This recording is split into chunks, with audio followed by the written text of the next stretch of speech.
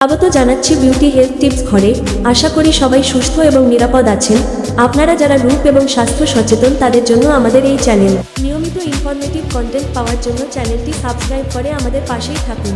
আমাদের কন্টেন্ট শুধুমাত্র আপনাদের সচেতনতা বাড়ানোর জন্য। সবাইকে ধন্যবাদ জানাচ্ছি আমাদের পাশে থাকার জন্য। চলুন শুরু করি আজকের এপিসোড। তামান্না ভাটিয়ার মতো ত্বক চান?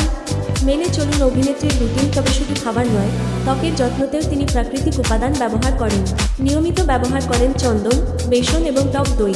চন্দন অ্যান্টিঅক্সিড্যান্ট সমৃদ্ধ, যা ত্বককে সতেজ রাখে এবং শুষ্কতা কমায়। বেসন প্রোটিনের উৎস, যা ব্রণ কমাতে এবং ত্বক উজ্জ্বল রাখতে সাহায্য করে। আর দইয়ের প্রোবায়োটিক উপাদান ত্বককে হাইড্রেটেড রাখে। এই উপাদানগুলো প্রায় সব ধরনের ত্বকের জন্য উপযোগী। তামান্না ভাটিয়ার মতো ত্বক চান?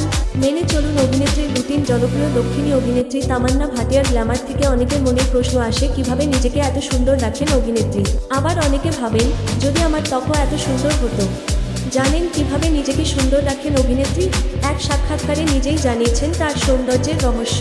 তামান্না বলেন, অনেকেই নানা ধরনের অ্যালার্জি এবং ডায়েট ইনটলারেন্স নিয়ে ভুগেন, কিন্তু তা চিহ্নিত করতে পারেন না। আমার ক্ষেত্রেও তাই হয়েছিল।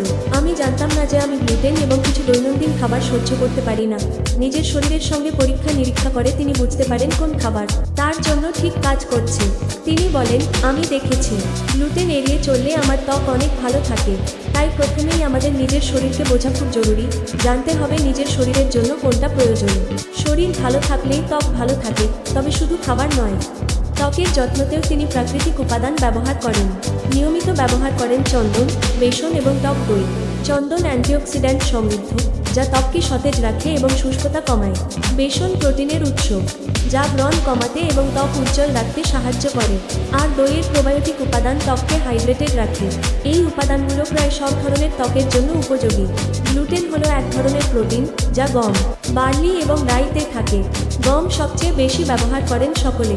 ময়দা এবং জল মেশানো হলে গ্লুটেন আঠালো হয়ে যায়, যা রুটি বা পাউরুটি ফোলায়। তাই গ্লুটেন ফ্রি ডায়েট মনে আটা ময়দার খাবার খাদ্য তালিকা থেকে বাদ দিতে হবে।